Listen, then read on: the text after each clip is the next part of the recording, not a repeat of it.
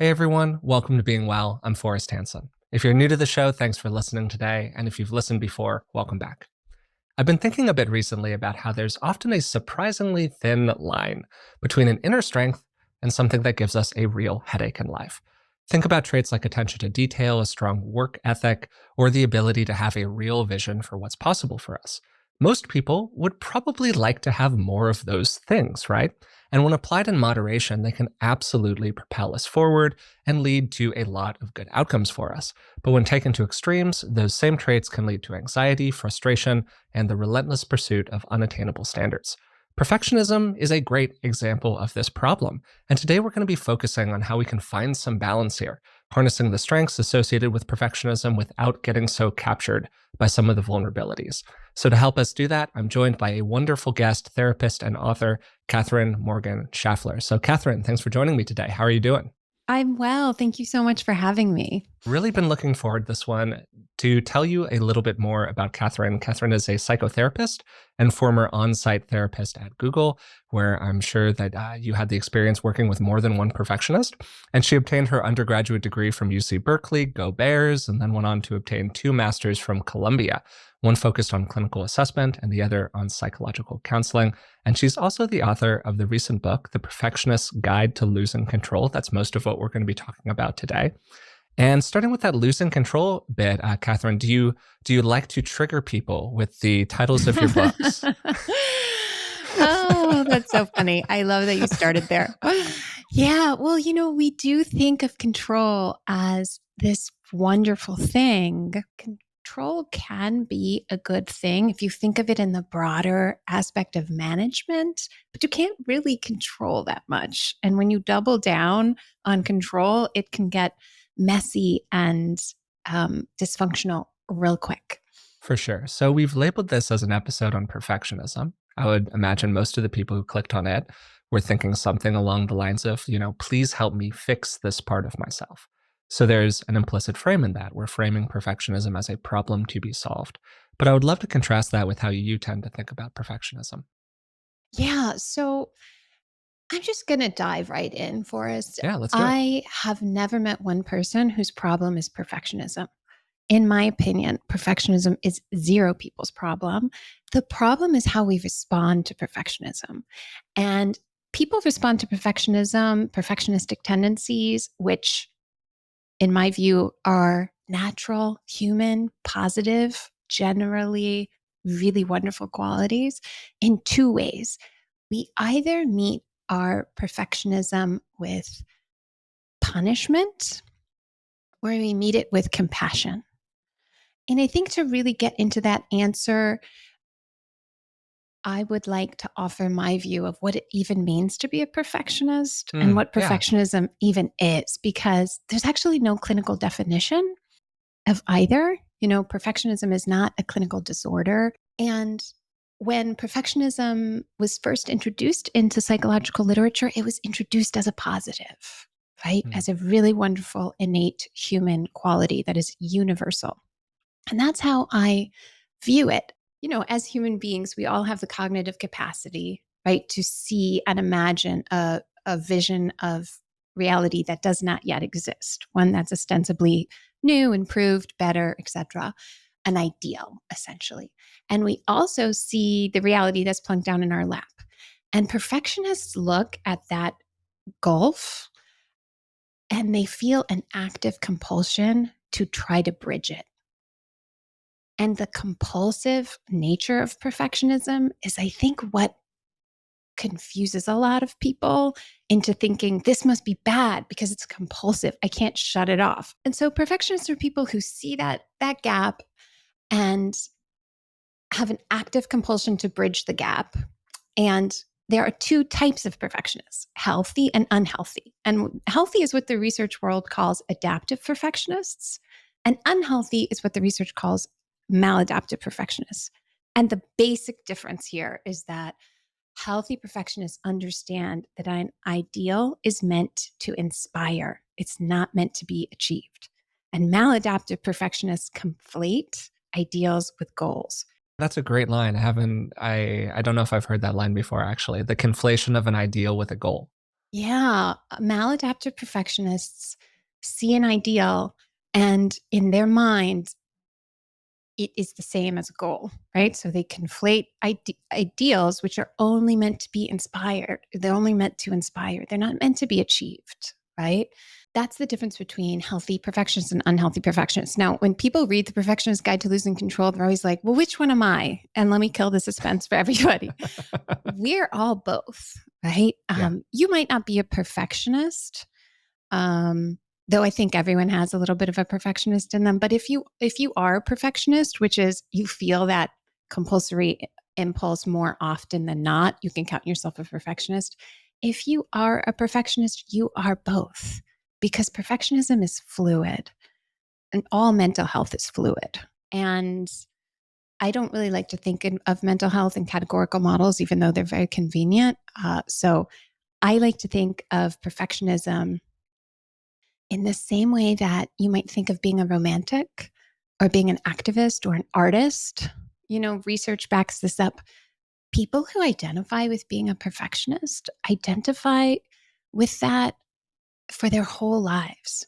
So I wouldn't, say to you, Forrest, oh, I was being such a perfectionist last Tuesday, right? We don't talk about it episodically because we don't experience it episodically. We experience it as a part of who we are, just like a romantic does and an artist does. And just like a romantic and romanticism will get you in trouble if you don't put some boundaries around it, so will perfectionism. Yeah, and I think that a huge part of just your framing here in general gets to the feelings we have about ourselves. Like, is your perfectionism a source of shame for you because you feel like it's leading to some dysfunctional behavior out in the world? Or is it something that you view as, like you're saying, a positive aspect of self-concept, something attached to your identity? Because like the most adaptive forms of perfectionism, at least this occurred to me when I was thinking about it. I'm curious what your take is on it. All relate to self-actualization, which we hold up as this like incredibly important thing, right? Like you were talking about perfectionism as the ability to have a vision, to have an ideal, um, and it's really the difference between that vision being, like you were saying, a source of inspiration versus a source of shortfall in how we see ourselves. Like we only see the gap, we don't really see the gain that we can get, if that makes sense. It does. And I would add that the difference between an idealist and a perfectionist is that we both see the ideal and we're both inspired by it. Perfectionists feel compelled to act. And I Hmm. love that about perfectionists and perfectionism. And I think it's such a cool, beautiful, strong quality. And that is what is so cool about perfectionism. It's also the thing that if you don't manage will take you down so fast and hard. So you were saying a second ago that we all have more adaptive and more, or people who have this trait, this part of their self-concept.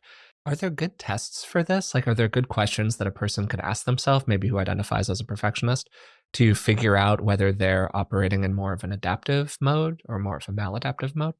Yeah, there are two central questions that guide where your perfectionism is in terms of, am I in a healthy place with this or an unhealthy place? And those two questions are, how am I striving and why am I striving? Mm-hmm. And if the how am I striving is I'm striving in a way that's hurting me and or people around me, that's negative perfectionism. If the why am I striving is because once I achieve the thing, then I'll finally feel free to fill in the blank. I'll feel free to call myself successful. I'll feel free to start dating because I'll be worthy of love once I'm, thin or wealthy or whatever. I have my degree. I'll feel worthy of X when Y happens. If that is the why that you're striving, that's being in an unhealthy place with your perfectionism. So, how am I striving and why am I striving? The healthy versions of that are, how am I striving? Am I striving in a way that, yes, it exhausts me because I'm a human being and humans get tired sometimes, but I feel increasingly curious, alive, engaged, excited.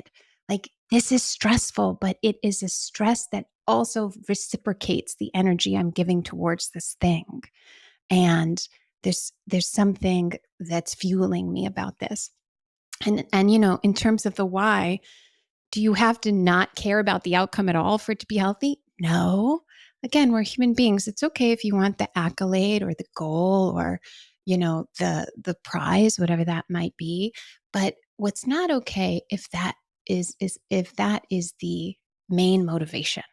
Are you speaking a little bit here to more like intrinsic versus more extrinsic forms of motivation? Like, is that a good marker for people? I think that's a great framework. Okay. Yeah. Like there's a very basic question that I encourage the reader to ask. And it is, like, does this feel good? Yeah. And I think we forget to use, to your point, our intrinsic experience to decide if we like something. It's like, real love feels good. Like real work that we're engaged with in the kind of way that I'm talking about here feels good. Like it feels good to be with the friends that are healthy for us. It feels good to take care of ourselves and not in a like dopamine drip, I'm happy every second way, but in a like when my head hits the pillow at night, I'm not wrestling with something about this. Yeah. Do you feel like what you're doing is leading to you being more fulfilled or more stressed out is maybe a very simple shorthand to some of this. I also Mhm. wonder about the conflict aspect of it, though, because perfectionism often brings you into conflict with other people or into conflict with reality, because to your point, we can't actually achieve the perfectionist ideal.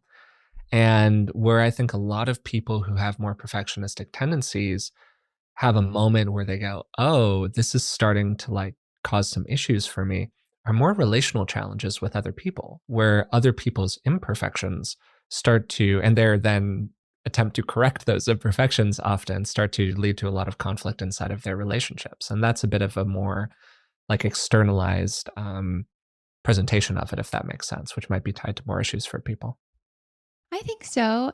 And at the same time, that is more characteristic of negative perfectionism, right? So Yeah, if we sure. take our branding of perfectionism, which just has a terrible, horrible PR campaign, that it's just, we all think it's so bad, right? Like people's romanticism, for example, really gets in the way of their interpersonal conflict, i.e., the classic, like, when's the last time you brought me roses, And when's Sure, the, yeah. and it's like, I get what you're saying. And one of the things you're identifying is, are you imposing your perfectionistic standards on other people? Yes. Yeah, And for when you sure. do that, that is unhealthy. And I describe 5 types of perfectionists in the book. Mm, Classic perfectionists, for example, do not do that. Intense perfectionists often will. And so there are little markers with each type, kind of like bumper lanes, where it's like, look out for this and also enjoy that. Every part of perfectionism has its advantages and it has its liabilities. So I don't spell out all of these different types to say, be a little less of this type and a little more of this type. I spell them out because it's like, hey, here's where you might struggle. And here's what's so easy for you. You don't even realize it's a gift, which means you can easily help other people who don't find it that as easy as you do. I think that's how you address the interpersonal part, is not by trying to be less of yourself so that you can accommodate others, but just by understanding, like, oh, when am I imposing it on other people? And what can I do to be helpful and ask for help? Everybody loves a personality test. I took your perfectionist quiz, which was great. Like you said, there were 5 different types. I did score the highest in classic perfectionism. So there you go. Mm. The other 4, you already named one. It was intense. I think to say, I don't know if I'm pronouncing this correctly, but Parisian is another one you said, then procrastinator, and then messy, I think were the other 3. Would you mind just kind of quickly running through these and giving some of just the top line traits or what these mean? I would love to. So there's the classic, which I'm so excited that you're a classic. I feel like now I know so much more about Thank you.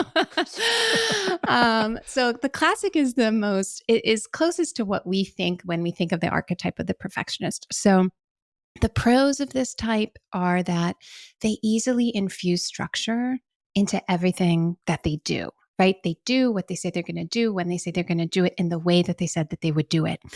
Um, and obviously, they have a very high standards. The Cons of this type are that they aren't necessarily used to operating in the spirit of collaboration, we'll say. This is the like, Mm, if I want hmm it done well, I got to do it myself. And so it can feel when you're working with a classic perfectionist or in a relationship with a classic perfectionist that the relationship is a little more transactional than you would like it to be.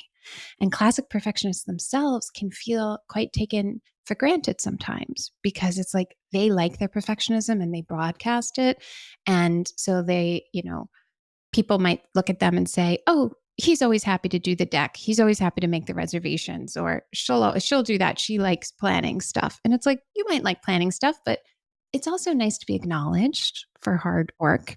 So then we have the procrastinator perfectionist. The simplest way to describe this type is that they want the conditions to be perfect before they start. So the mm, pros of hmm this type are just incredibly thoughtful people. They can see everything from a 360-degree perspective and they're not impulsive, which is such an incredible quality. The cons are that their preparative measures can sometimes spill past the point of diminishing returns and they never actually execute on the thing they're trying to do. So they can't recognize when they're ready enough, right? And then we have the messy perfectionist, which is the counter to the procrastinator perfectionist. And messy perfectionists are what I call start happy. They love starting. There's like a romanticism to them starting a new project. This is going to be amazing. This is what I'm going to name the company. This is the title of the book. This is like the city I'm going to live in, and da da da. And they effortlessly push through the anxiety of a new beginning. There's not even anxiety for them, it's just all excitement. But in doing so, they say yes to a million and one things without actually committing to anything.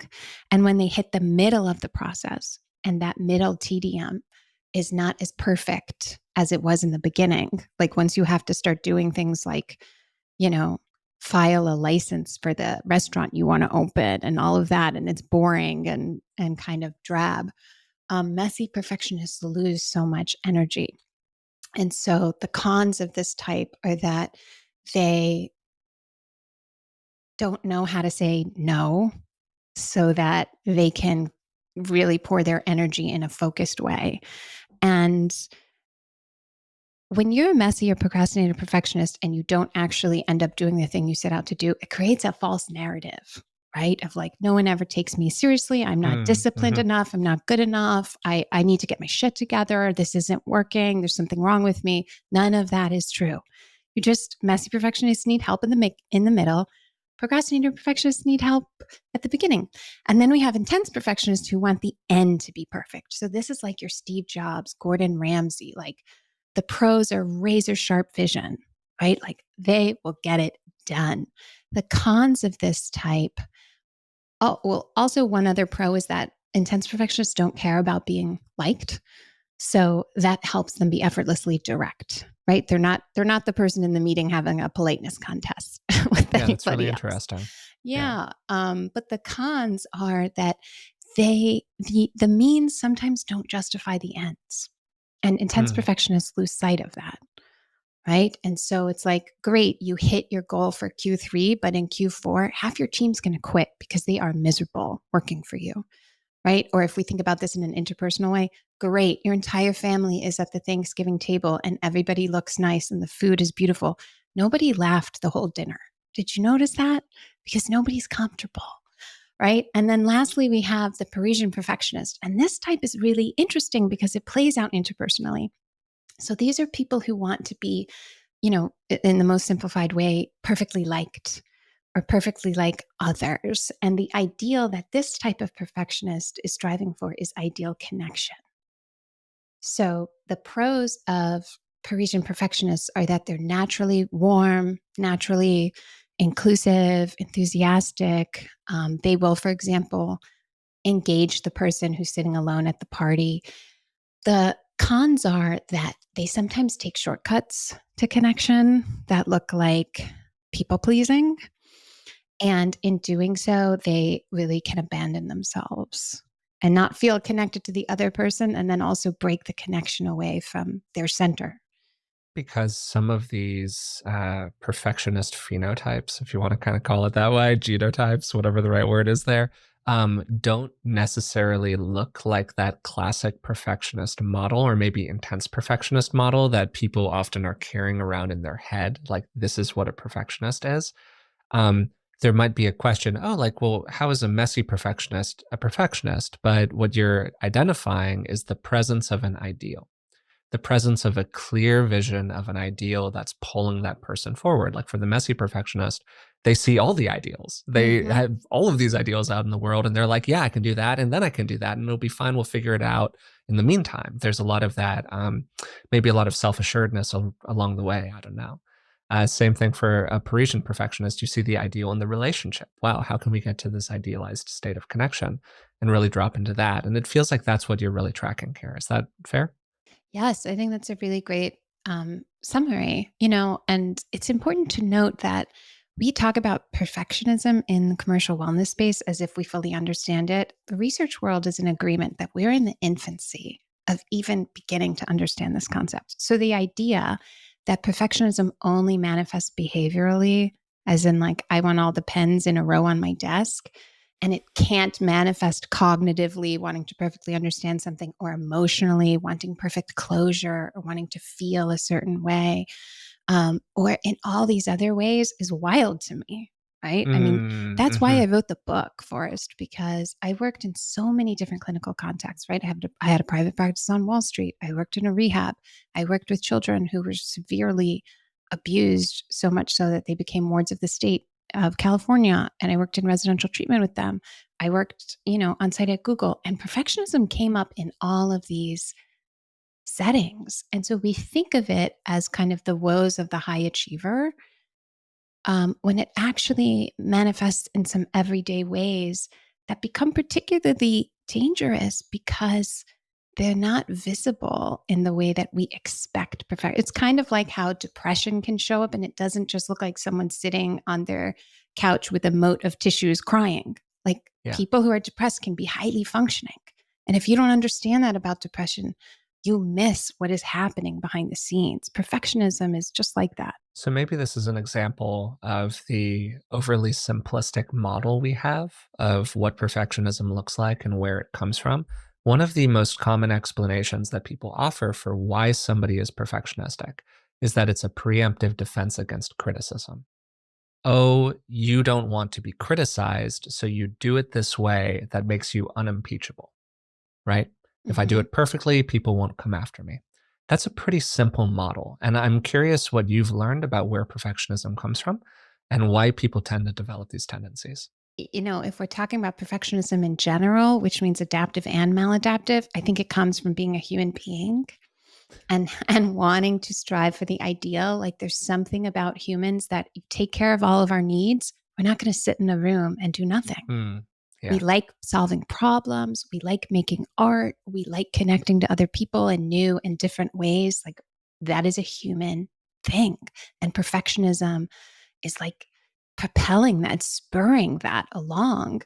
Now, I do think that, and there's research to support this, that maladaptive perfectionism stems when you grow up, whether it's in your family of origin, or it's the broader culture or a religious institution or school or some kind of system that is not welcoming to who you believe that you are, you don't feel safe to be yourself, basically, where there are real or perceived conditions upon you being you, right? So for a lot of men, um, who grew up in a certain generation, they were told things like boys don't cry. So men hold a type of emotional perfectionism. And when I talk about emotional perfectionism in the Perfectionist Guide to Losing Control, I don't mean we want to feel perfectly happy all the time. I mean that we all have these like invisible pie charts floating above our head that says the perfect response for a man right now is, 40% empathetic, 10% stoic, this percent, whatever. And maybe 0% of that for a lot of men includes giving yourself permission to cry. And so that's an example of emotional perfectionism at play that was created from a toxic environment, right? So When perfection is used to compensate for anything, right, it's negative. One of the lines you had in the book that really stuck with me got to the conditional nature of relationship, support, even love that's offered inside a lot of families and inside a Mm. lot of family structures. We talk about developmental experiences a lot on the podcast as the root of many of these challenges that people have. I think that people can actually get a little reductive about that. There's some people who, for whom it seems like every issue gets back to your relationship with your mom and dad when you were 3 years old. I don't think it's so simple. But you had Mhm. this great section in the book that I would just like to read aloud here. It's when basic needs for love and belonging go unmet. All the energy that would normally go into building a healthy sense of autonomy gets redirected into trying to belong and earn love. This appeal for connection can take the form of trying to be superficially perfect. I'm doing everything perfectly. So will you love me now? And I think that that underlying belief that perfection is required in order to receive a certain kind of thing from the external world, caregiver support, love and admiration, success, whatever it is the foundation for a lot of people of these kinds of tendencies. And I think that for many people who are listening, they can maybe take a little look inside and see some of that operating inside of themselves. Yeah. Thank you for reading that. And, again, to kind of add some gradient and texture to the Hmm. word perfectionism and perfect, when I describe developmental antecedents to negative perfectionism in the book and saying, like kids will say, I'm being perfect now. Will you love me? It's not always the kind of perfect where it's like, look, mom and dad, I'm getting straight A's and my clothes are all buttoned. It's like if you grow up with a parent who is severely depressed, you might, as a child, identify that like they need something to make them happy. So you're going to be perfectly happy all the time. You're going to not have any problems, be the source of sunshine for the whole family. You are going to um, really compartmentalize any parts of yourself that feel free to express sadness, frustration, anger, just like the normal developmentally appropriate pettiness of a child. That's not Mm-hmm. fair. All of that stuff gets shut down because you're trying to be the perfect child, which in that particular case means the child who doesn't need anything because the children are so intuitive and they could see, like, my parent is overwhelmed. So let me be the perfect child for this parent and have no needs. At the very beginning of the conversation, you focused on self criticism, that the perception of that gap between the ideal and where we are can lead somebody to become extremely self-critical. And you can get very developmental again here about the internalization of the criticism of the caregiver and then internalizing that as like a negative voice inside of ourself who is in what tone is that voice talking to you, who is attached to that voice, who does that voice look like if you personify it, all these kinds of exercises that you could do. Are you sure you're not a therapist, And Forrest? I've talked to a lot of therapists. I'm parroting here. I'm parroting here. There's But a lot of internal family systems going on in that yeah, a statement. lot of IFSing in that. And Hmm. we've had Richard Schwartz on the podcast in the past, Oh, and I wow. like IFS and all of that. So it's a model that I think is really interesting and people can get some mileage out of if they're interested in it. Hmm. That being said, setting all of that aside, so many people struggle with intense self-criticism. And I'm wondering if there are particular tools or approaches that you've found that can help people start to work with that tendency inside of themselves, just like the very beginning steps of it. For sure. Thank you so much for asking this question too. So the most basic tool is like vocabulary. And I'm not kidding. We are an emotionally illiterate nation because we don't emphasize emotional literacy in schools like we do physical education. We should have EE classes, emotional education, but we don't. Mm. And until we do, I'm going to be writing a lot of books.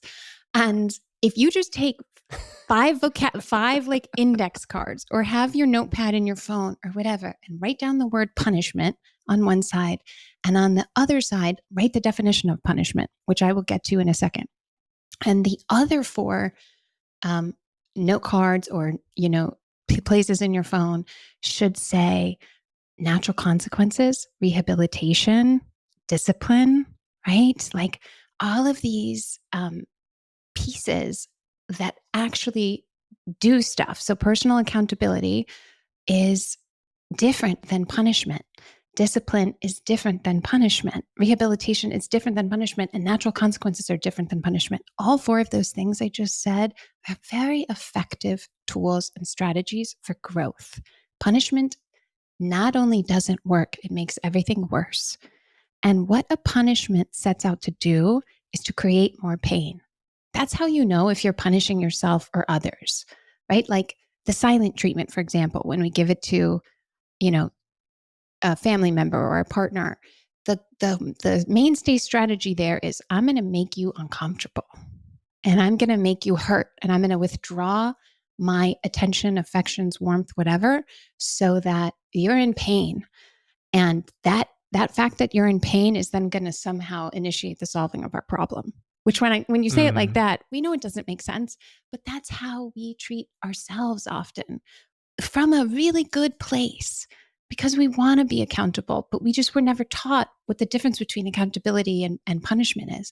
We say, oh gosh, I made such a mistake. I saw this in rehab all the time when people relapsed. Let's say someone was 22 days sober and on the 23rd day they made a mistake and they drank a glass of wine. How you meet yourself on day 24 will dictate your recovery, not whether day 23 happens, right? And how you meet yourself, a lot of people meet themselves with punishment and say, see, like you're never going to get it together.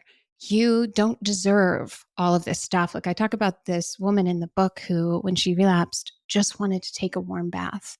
But instead, she was like, I don't deserve to go home and take a warm bath. I'm messing everything up. And so she was more motivated to go out and drink more, because it's like we see the healthy response as something maybe somebody who has 5 years of sobriety would do. Right? And so as soon as we make a mistake, we create pain for ourselves so that we really learn we should never do this again. It's so painful. Please understand, anybody who's listening, you are in enough pain already. Human beings are in enough pain already. We don't need to walk around creating more pain for ourselves. It doesn't help. It only makes you feel weak. And if you think about the moments that you've made the best decisions for yourself, that you've made the boldest moves, that you've really created safety, connection, everything positive, it's because you felt good. It's because you were connected to a part of yourself that believed that you were worthy and that, yes, you made some mistakes, but you're a good person who can do good things. And so, really responding to yourself with self compassion instead of punishment is not optional if you want to heal and grow. It's a skill that you have to develop. And I use Dr. Kristen Neff's 3-tiered tools for self compassion, just to help people understand that compassion doesn't mean you're letting yourself off the hook. It's not like just being polite to yourself or saying, it's okay, it's not a big deal. Maybe it was a big deal. It's not kind to lie to yourself, but compassion does look like those three things that Neff talks about: kindness, common humanity, that kind of stuff that I get into in detail in the book. this is so interesting because essentially, whenever we talk about almost anything on the show, and particularly when I talk to a clinician, somebody who's not just an academic, like, and obviously love academics, no problems there, but like people who are actually just like in the pits working with people, right? Yeah. Where problems are very practical in nature. They are not like theoretical. You're dealing with it on the ground. Self-compassion probably is the single most common thing that clinicians talk about and Hmm. talk about needing to develop more of in their clients as a fundamental resource that then precedes any change that happens in a positive way. It's also, when I talk to friends, when I think about my own experience, one of the most difficult things for people to develop. It is really hard to do for a lot of people. And it seems like it kind of shouldn't be, because self compassion is theoretically this like really enjoyable experience, right? People frame it as you're just kind of being nice to yourself. I'm wondering what you think about that. And I'm also wondering how you have helped people develop more of that underlying sense of self compassion. I agree with you. I think self compassion is probably the key. I remember telling my editor like if I could, because I wanted to put so much in this book. I'm a messy perfectionist. So I was like, oh, I could talk about this and this. And then like, it was so very long. It's, I'm a little bit of a procrastinator, so I need more help from you, Catherine. You could help me out here.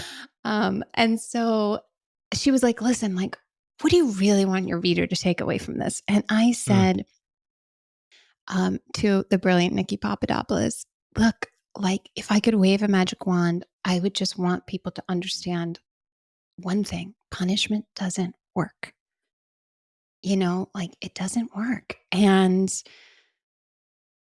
once people really understand that, self compassion doesn't seem so fluffy and it doesn't seem so, because I get it. Look, like I get that a lot of people crave that warm, fuzzy therapist that like starts the session with the Tibetan singing bowl, but like that's not me. Okay. I'm in New York City. We have stuff to do. We got to like get going. Okay. And so when I hear self-compassion, even as a therapist, there's a part of me that contracts, like, ugh, okay, like let me get to the real solution, right? Like we all have that reflex because again, nobody taught us that this stuff works. But once you understand how badly punishment is sabotaging you, then I think it creates a tiny little opening. And all you need is a tiny opening for so many new things to enter into your brain and mind and heart and soul. You get this little opening. And in that place, people can get to a point where they're trying self compassion. And as soon as you actually try real self compassion, the efficacy is through the roof and it does its own job. And the way people get to the openness of trying it is really understanding, even just from an intellectual place, how ineffective and damaging punishment is. Like if we look at just discipline, right? To go back to the vocabulary, Yeah. discipline and punishment both seek to extinguish a negative behavior, right? But discipline seeks to extinguish negative behaviors by the promotion of positive behaviors, right? Punishment is lazy. Punishment doesn't do any of that. And then from this painful place, you don't really have tools. You have no strategy. You feel like you're white knuckling everything. And then, the next day you mess it up because you're not trying to promote any positive behaviors. So just like basic understandings of the delineation of the language really helps people say, wait a minute, am I being punitive or am I being accountable? What would accountability look like? What would punishment look like? I put a ton of examples in the book because again, to your point, this stuff is so theoretical until you're like, oh, here's an example that makes sense. I Yeah. always need examples of what people are doing in real life before things click. This is a really great place to go because this is a core issue that people have around it. A mental model of punishment is something that gets you closer to where you want to go. And so, hey, I can just punish myself forward. I can whip myself toward that ideal. And so you can work on that as a structure inside of them. Like you work on that belief, we can investigate it, we can do some stuff with it. I'm taking a look or thinking about some other aspects of perfectionism, particularly the more maladaptive kind of perfectionism that you're describing, Mm-hmm. and some of the things that a person might wrestle with it. One of them is right in the subtitle to the book, or sorry, it's right in the title of the book, actually. It's just about control, right? So, what are the kinds of experiences that perfectionism is trying to stop us from having? And for a lot of people, those are experiences of uncertainty. That's kind of the function of the behavior, the feeling that you don't know, that you're not sure, that things are kind of slipping through your fingers. Maybe I'm projecting as a more classical perfectionist here. But that's like a big experience for people. And for a lot of people, that feeling of like letting go of the rope a little bit is extremely uncomfortable. Particularly if, like me, you were the kid who did most of the work in group projects, and Mm-hmm. that's your model for how like good things happen to you. And when you don't do that, more bad things happen to you, and you're like, well, okay, let's go from there. Are there things that you've done with people to help them again take the like first couple of steps around loosening the grip? There's a lot of examples and strategies in two chapters of the book are dedicated to one is dedicated to different mindsets and reframes, and the other is like behavioral strategies of stuff to do. But in the most general sense, I always take people back to the word perfect and what that even means. And if we take it back to its Latin root, it's per facere, per meaning complete and facere meaning done. And so when we think of something as perfect, it is completely done. We're talking about wholeness, right? We're not talking about flawlessness. And we use the word perfect to describe completeness all the time, which is why we say things like, oh, she was a perfect stranger. We don't mean a flawless stranger. We mean she's a complete stranger to me. And so understanding that extremely thin, invisible fine line between adaptive and maladaptive perfectionism is the same length of the line between power and control, right? Mm. And power is internally sourced, control is always externally sourced. And when you think of perfect in that way, what you want is perfection. What you're really saying is like, what I want is to feel whole. What I want is to feel like I wouldn't change anything about this situation. And when I listen to people describe perfect moments, perfect projects, perfect anything, they are never describing external perfection, right? And in fact, they'll say, that day was the opposite of perfect. It was pouring. I got a speeding ticket. I got this, but like it was the best day because, X, Y, and Z happened. And I took my kid out for pizza and the pizza was cold and we couldn't stop laughing about it. And what they're talking about is like a sense of completion and presence. And that is perfection. And so when you think about it like that, it's like people are already whole human beings. You don't need to do anything to earn that. If you really know your worth, your self worth, then you know that you don't need to do an incredible group project and get the A in order to feel joy. Do you find that when you're working with people, just working on these mindsets, these ways of thinking about it or framing about it, that kind of internal dimension tends to lead to natural behavioral change out in the world? Yes, 100%. Okay, so just like that's enough often for people. I think behavioral stuff is important because mindsets are wonderful, but they're kind of like the gas pedal, and the behavioral stuff is like the steering wheel, you Yeah, know? yeah, that's kind of what I'm getting to here. Yeah, Yeah, it's like, you know, we don't have to decide, right? Because they're not mutually exclusive. But I do think that once you change your perspective, you automate so much of your totally, thinking. And, totally. that's going from from a control mindset where you're like, let me control each thought as it is entering my brain. So, like, when you make a mindset shift, you don't have to control each thought because you've created another lane of thought in your brain. And what I think trips people up is like, okay, this is the better way to think, then how do I get rid of this lane of thinking? And it's like, you don't need to. Mm, An old way of thinking can live and breathe next to a new way of thinking. And sometimes you might veer into the old lane. That's okay. Steer yourself back. Like, that's part of being human. And mm, so, mhm. this idea of integration over eradication, of like, oh, this thing is bad. This way of thinking is bad, or this type of perfectionism bad, or this type of whatever is bad. So let me get away from it and like smash it out and smolder it to ash. It's like not a good use of your energy. Focus on the things that are good, healthy, productive, safe. Build those things up, and the other stuff will sort of self correct. It'll still pop up here and there, but to your point, like you don't have to try so hard to control it because you have this other living, breathing thing that you're naturally, Yeah.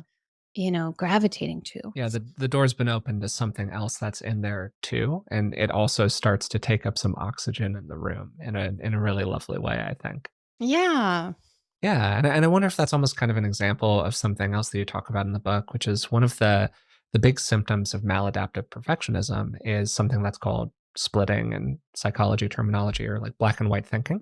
So you call it dichotomous thinking in the book, and this is when there's like no range of possibilities to a person. There's just one extreme or another extreme. You've either succeeded or you failed, you're beautiful or you're ugly. everybody loves you or everybody hates you. And again, for a lot of people who are kind of in that model, um, there can be a lot of struggle with finding those gray spots and being more comfortable sitting in them and kind of seeing all of the truth of it at the same time. And just that act can be very emotionally uncomfortable for a person. I know that for me, sometimes it's been a little emotionally uncomfortable. And again, I'm wondering if there's anything that you found that helps people start to go through that kind of a process or get more comfort with the messy middle, for lack of a better way of putting it here. Yeah. I mean, in terms of like a behavioral strategy, is that what you mean? Yeah, I think that either side of it could be useful here because for some people, there's definitely probably just a mindset aspect to it, Hmm. where if you don't have 100%, you have 0%. And Hmm. like that's a belief that needs to be investigated. And then once you investigate the belief, you can move on to having more of a strategy around it. Do you think that's Yeah. fair? Okay. So I'll give Yeah. you both. So you can use the tool of scaling, right? So if you can, 1 to 10 is a great scale, but if you're not feeling that energized, as I imagine people in this mindset would be, let's call it 1 to 5, right?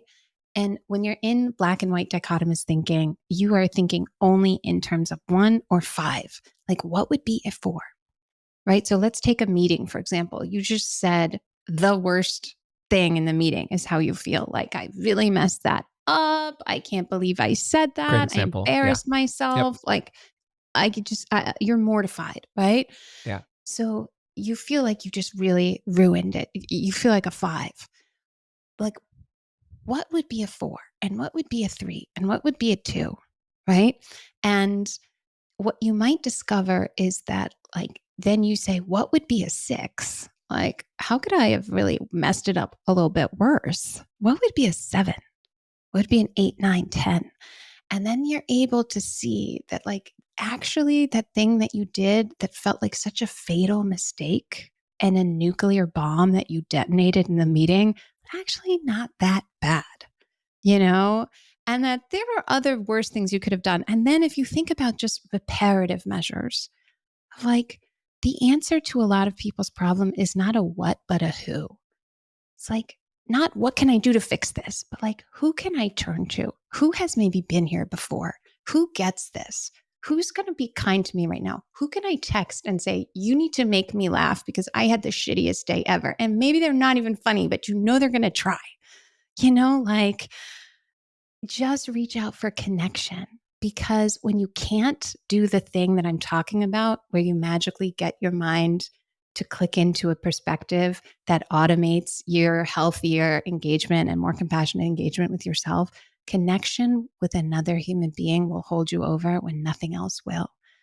And it doesn't have to be, it can be a parasocial connection, which I talk about in the book, of like, going to someone's Instagram page who you find is really thoughtful and connective, right? Listening to a podcast, like reading an author's book that reminds you of the values that you have, or that, helps you feel more connected and centered to yourself. Like, music is a great thing to connect to. Like, you don't, to fix your quote unquote problem sometimes looks like not fixing the problem, but just kind of fixing the fact that the problem has made you feel isolated.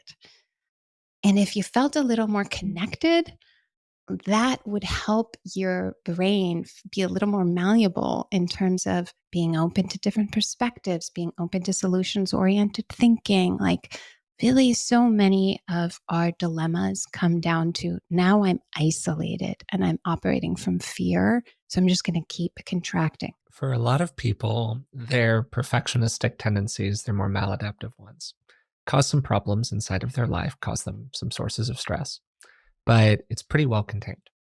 But for other people, those tendencies really spill out into their relationships. I definitely have friends who feel like either they messed up a relationship because these tendencies for control were really seeping out of them onto their partner, and the partner eventually had enough.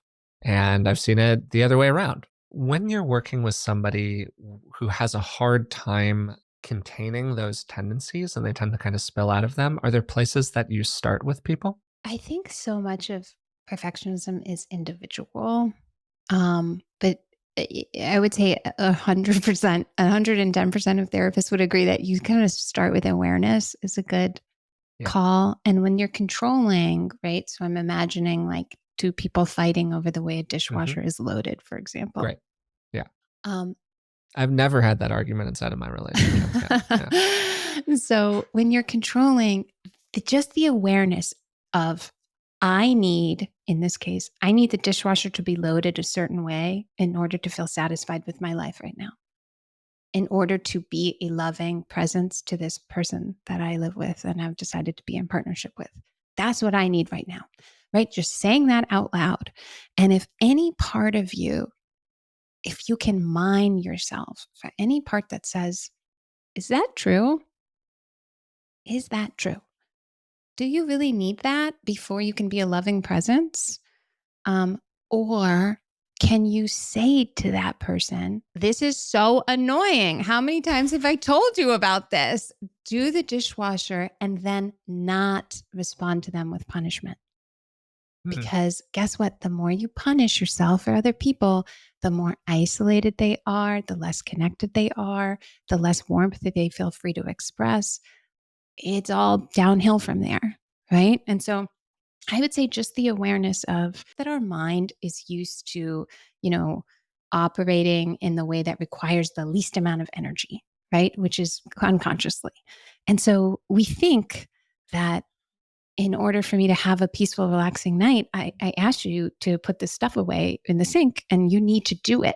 And then we make up a story about what it says that someone didn't do that. They don't love us. They don't respect us. They didn't hear it. Spiral, spiral, spiral, spiral. And there's a strategy in the book by one of my favorite therapists, Dr. Irvin Yalom, called Strike When the Iron is Cold, right? And this is the idea that the best time to dig into a problem is when the problem is not activated, right? Yeah, So for don't sure. strike when the iron is hot. You just put the dishes away, redo the dishwasher. You do whatever you need to do. Be pissed about it. You can express your frustration in a non-abusive way, right? You're allowed. You're a human being. You can say, God, this is so annoying. This drives me nuts, right? And then move on to the next moment. And when you and your partner are then laughing together, when you're feeling most connected, when you feel most disarmed, you say to that person, whatever the issue is, and you say, this would really help me to feel loved, supported, whatever it is. I know it's silly to you. It's important to me. And then the other person might say, no problem. I didn't know it was that big of a deal. Or in many perfectionists' case, they might say, if that was the only thing that was important to you, I would not have a problem with it. But all the things are important to you. And then you have that conversation, right? Yeah.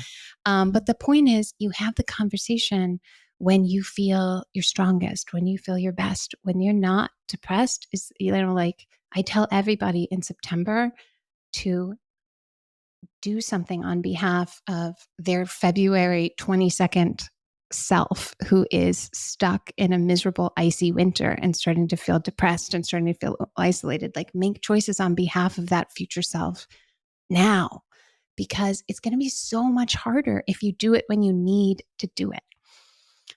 So there are a ton of like mindset things and behavioral strategies like that in the book that aren't easy fixes, right? The Perfectionist Guide to Losing Control is not like a 30 days to a happier you. Like, we're not doing that here. I don't really believe in that infomercial kind of healing. This stuff takes work, right? It's hard. It's hard to live with someone or work with someone, be all of yourself, and also allow them to be all of themselves. That's challenging. It's challenging for everybody, though, and it's not impossible. Yeah, what's been coming to mind for me throughout this conversation, and also while reading the book, I have a soft background in Buddhist practice, and certainly philosophically, it's something that I gravitate towards. As I just think that the overall prescription for like how happiness happens and how happiness doesn't happen in life is pretty accurate from it. Which essentially is that unhappiness is activated by craving that's brought on by attachment. We want things to be a certain kind of way. And the opposite of attachment fundamentally is acceptance, being okay with how things are. And acceptance is a little bit of a dirty word for people who have pretty maladaptive perfectionistic tendencies, I think. Hmm. because in it is an admission that you're not going to get to the ideal, that like that's okay. And you develop over time a little bit of an okayness with that. For starters, I'm curious if that's something that comes up in your work with people. And on top of that, I'm wondering if there are things that you've seen over time working with a person where they're able to get to a place where they're able to find more of that acceptance and what supports people in doing that. Yes, for both of those. And the word acceptance, I think we have so much mental block around it that I don't use that word. There are certain words that I don't use. It's That's just, very funny, it's actually. I love just, that. Okay. it's just too hard to No, get makes that one sense. over the Yeah. Yeah. Yeah. fence. Yeah. No, totally. And so I say, like, I also believe in the power of play, right? And I love this Sure. quote by Brian Yeah. Sutton that says, the opposite of play isn't work. The opposite of play is depression. Right. But I don't use the word play when I talk to, certain, certain perfectionists, Certain because individuals. Yeah. they're like, you want to prescribe me play? Like, Mm, what? really. And Yeah. so the semantics don't really matter that much. But the point is that I would replace the word average with intention. Right. And so if we go back to our dishwasher example, like, why do you want the dishwasher to be loaded a certain way and your kitchen to look a certain way? And sort of the driving intention behind that, a person might say, well, because when my physical space is cleared, it helps me access an inner calm. And that's really important to me. And when my physical space is cluttered, it just creates a static in my mind and it's disruptive to me. And it's like, that's very valid. Okay. Like, what else would help you to access that inner calm and peace that you're talking about? Because don't tell me there's only one key in this whole wide world, and that key is no dishes in the sink. There are other Mm, things. Like perhaps it is, you know, your partner saying something to you that's really validating, that helps calm you. Perhaps it's a script that you hold for yourself as a mantra of, you know, your own centeredness. Like, I'm calm, I'm grounded, and I'm in control of my actions. It's often like very simple things. And so if you just kind of take away the surface level goal, my goal is for my kitchen to be clean. Okay, that's not a bad goal, but what is the intention driving that goal? And change sort of the metrics that you're using to measure whether the intention is achieved. Right. So if you think about a dinner party and you're like, my goal is to have a beautiful dinner party. And so I want glasses that aren't spotted and I want the food to be great, all of that stuff. It's like, well, what if the metric was people laughing at your dinner party? Or what if the metrics were, is someone telling a story that other people have never heard before? I am obsessed with listening. And I have this list of stuff that I have never, ever heard people say in my life. And it is things like, um, I wish I could have one more day with her as long as her hair looked right and she was being funny. And it's like all these like conditions that we place upon ourselves of like, well, I do want to I do want to present, or I do want to write this book, or I do want to do something, but it has to be this first, right? It has to be perfect in the way that I individually view perfect. Other people don't care. Nobody cares, right? Nobody cares if you weigh 150 pounds or 140 pounds. Like, nobody cares about all of these little metrics that mean so much to us. And so if we go back to like the intention, you could still have the goal, um, but a goal without an intention is just going to confuse everybody. And that is when you're operating with control instead of from a place of power. Because from a place of power, you understand that there are a multitude of ways to express your intention. One of them is having a clean kitchen.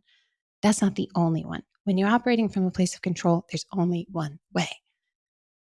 I don't know if that answers your question because I kind of went on a tangent there. Well, But I think that idea of there being multiple solutions to a problem, it very much connects to the black or white thinking. Part of it mhm. also like opening up the field of what's possible there. and can get to a kind of acceptance, because what you're identifying is that there are a lot of different things that are all okay things. And because they're okay, it gets a lot easier to accept them, regardless of whether or not you're kind of using that specific language with it, right? So Mhm. you're creating a spaciousness in a person's perception of their environment, sort of inherently by what you're doing here, I think, Catherine, to some extent. Like, um, it's easy to get very narrowly fixated on a small number of things that we track as the important things. And Mhm. we're typically habituated into our view of what these important things are, right? Um, and so a great thing to investigate as another mindset tool, maybe, is like, what are the things that you've identified as the important metrics? And why are those the important metrics? Who gave you those metrics? Who are those metrics serving? And like, is that really the best way to solve this problem for you? You're reminding me of something I took out of the book that Mm.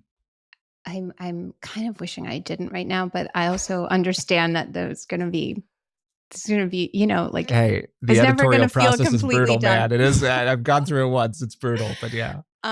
Yes. Thank God, by the way, to my editor, Nikki Papadopoulos, who I have to just shout out one more time because um she just helped me so much to like focus in that editorial process, which we could Yeah. talk about later. But the exercise is, to your point, if you it I have a values list in the book and I talk about values and kind of when you want to live intentionally, you have to define what success looks like for you, and you have to define your own metrics and ways to celebrate that success. And one kind of easy, I think, way to do that is to take a blank piece of paper, draw a line down the middle of the paper.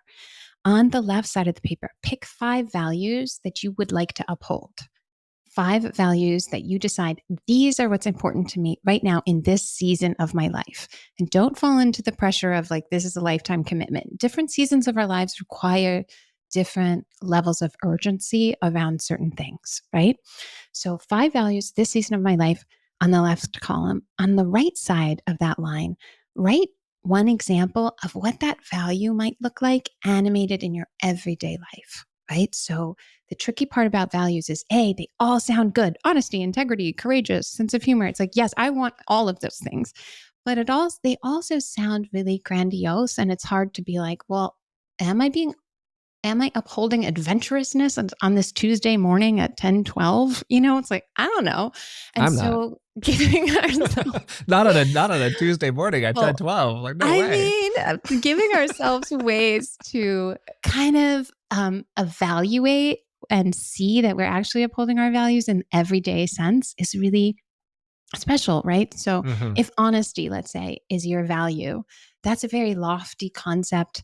Bring it back down to your daily world by, on the right column, say, okay, what would it look like if I was honest on a Wednesday, Tuesday, all those days? It's like, well, next time someone texts me, how's it going? I answer them honestly. Like I have an honest text exchange. That's one example, right? And then we do the same things with all the other stuff. And when people do that and you begin to have proof and evidence that, like, oh, I'm not upholding my value of presence, because what it would look like, I see on the right column, is to put my phone down when I'm hanging out with my kids. And oh my gosh, I was holding my phone like half the time I was at the playground with them. Oh, whoops, let me course correct to that and put it away. And then people feel a sense of agency and power over their control instead of trying to shortcut and say, like, I want to feel like a great parent all the time. And that doesn't just magically happen, right? But here's the key to this exercise: turn the paper over and write at least one value, but 3 if you can get it. The one value that you have decided you no longer care about prioritizing. Because Mm. if you don't also identify the stuff that in this season of your life is not important to you, what's going to happen is that you're going to set yourself up to really broadcast the 5 values and then somehow magically do everything else really well. Right. And so that might look like saying, being understood by others is no longer something that I value, right? Or having a clean home while my child is 2 years old is not something I'm prioritizing in this season of my life. That doesn't mean I have to allow a sort of messiness to overtake my life for the rest of, you know, eternity. It just means that messiness is a sign maybe that you're adhering to another value that's on the front of the paper, like presence. When you're present with kids, you play with them. Playing creates mess. And then you get to the end of the day and you see that there's a mess and you're like, wow, I was present today. And you also see that there's a mess and you say, that's okay, because in this season, that's not a priority to me. And that helps people really lock in to their own sense of living a life in which you feel free. I love that values orientation that we're kind of leaving people with toward the end of the conversation. Like, what else can we orient toward? Because again, perfectionism ultimately is about aspiration. It's about seeing the ideal, reaching for the ideal, capturing the positive aspects of it. That's where we started. I think that values are a great way to put those ideals into action in a realistic way inside of a person's life, because you really can live from an ideal imperfectly, but you can live from it. You can do your best with it. And you can try to look for more opportunities to orient that way when you're asking yourself, hey, how do I want to be in this moment? So I've really loved talking with you about this, Katherine. This has been totally great. And as we get to the end here, is there anything else that you want to let people know about your work, about what you're doing, where they can find you? One thing that I would like readers to entertain, if even if it's just for a sentence on one page or 1 second now, if you're not going to get the book, is um, entertain the idea that there's nothing wrong with you. So I just want to leave people with that. Whenever we think about like, how do I become more of myself? How do I improve? How do I whatever? It's often in the framework of like, how do I get rid of what's wrong with me? And I think a better framework is like, how do I position myself around the people, places, and things that allow myself to fully come to life? Because there's nothing wrong with you. And so I think that's a really powerful place to be. The book is The Perfectionist Guide to Losing Control, A Path to Peace and Power. There's a quiz on my website, which is my name, katherinemorganschafler.com. And I'm also on Instagram at Katherine Morgan Schafler. So you can find me there. And thank you so much for having me, Forrest. This was really fun. It blew by. Yeah, I love doing this with you. And I think that people get a lot out of it. Thank you so much. I had a great time talking today about perfectionism with Katherine Morgan Schafler, who is a wonderful therapist. She was an on site therapist at Google, and she's the author of the book, The Perfectionist's Guide to Losing Control, A Path to Peace and Power. And we began by talking about the overall framing that Katherine has of perfectionism, and how that framing is a bit different from how most people think of it. Most people conceive of perfectionism as a problem to be solved. This is an issue people have, and if they just relax this perfectionistic tendency, they'll be able to accept life more, it'll benefit their relationships, and hey, they won't be so worried about all of that stuff that is currently causing them anxiety.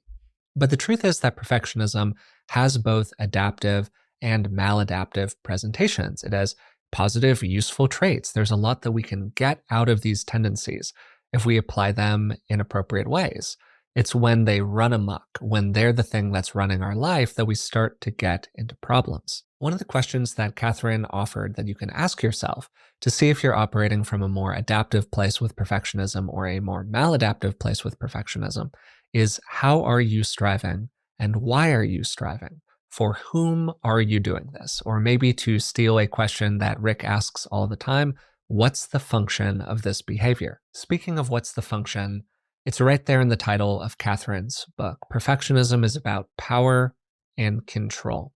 Who has the power, why they have the power, and how they are allowed to apply it. To help people understand perfectionism a little bit better, Katherine breaks perfectionists into 5 types. She also has a quiz you can take on her website to figure out what type you are. These are classic perfectionists. That's the one that I scored the highest in.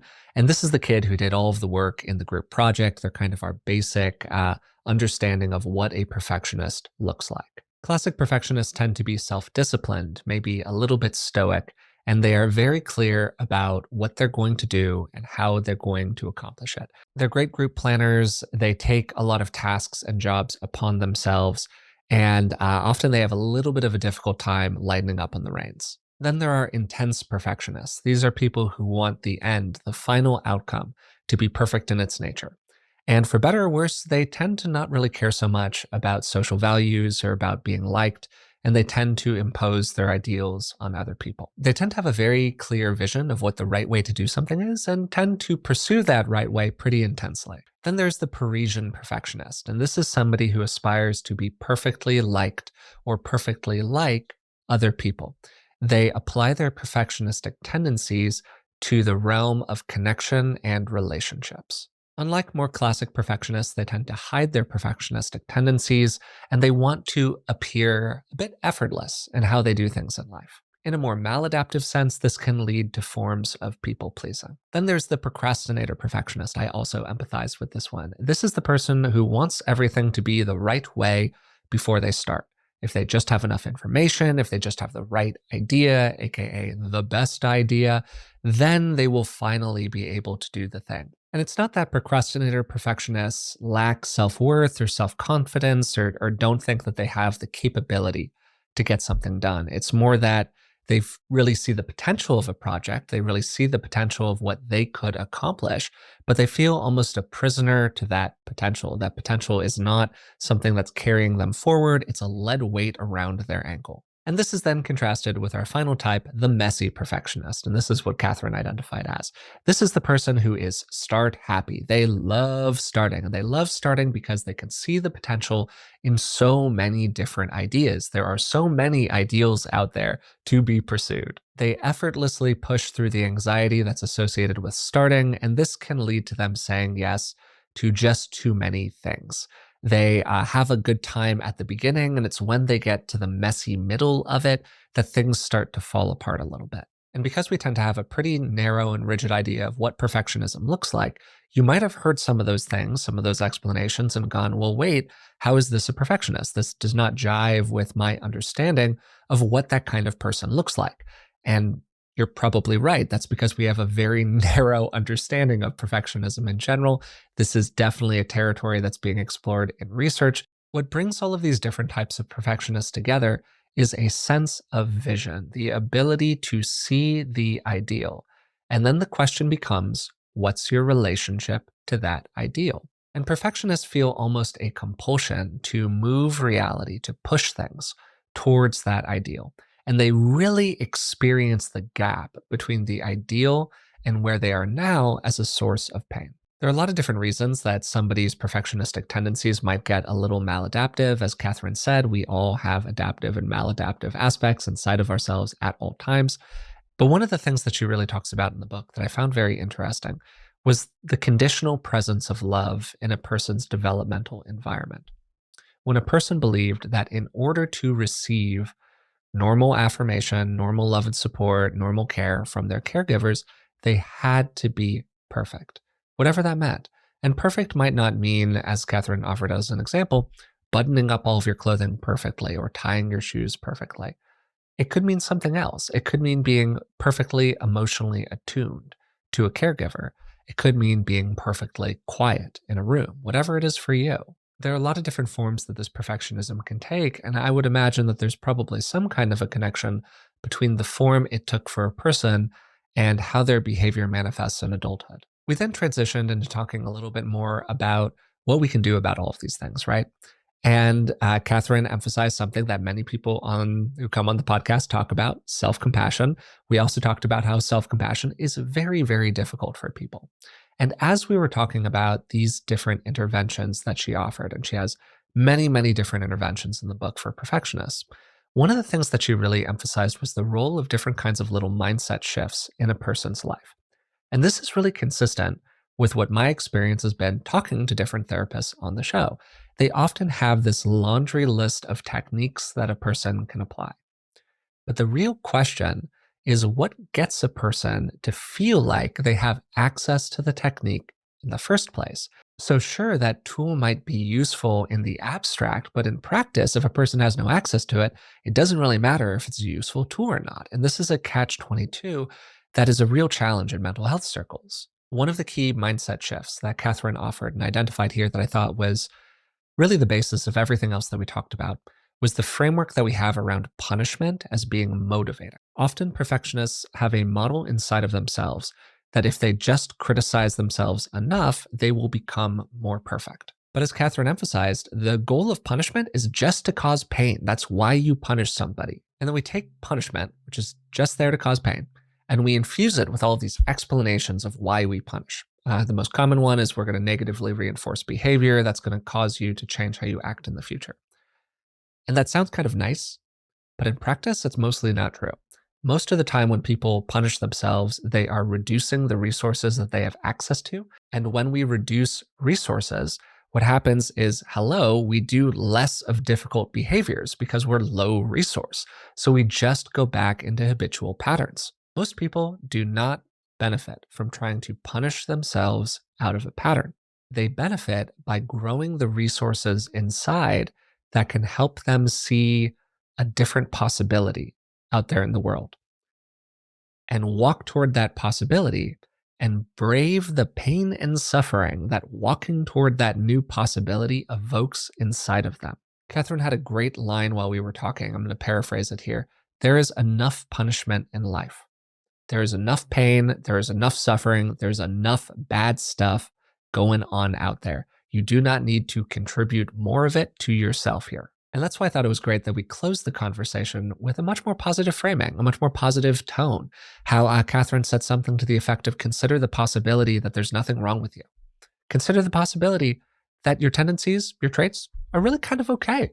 And it's just about sort of funneling them in a slightly more useful direction here, getting a little bit more benefit out of them without experiencing quite so many costs.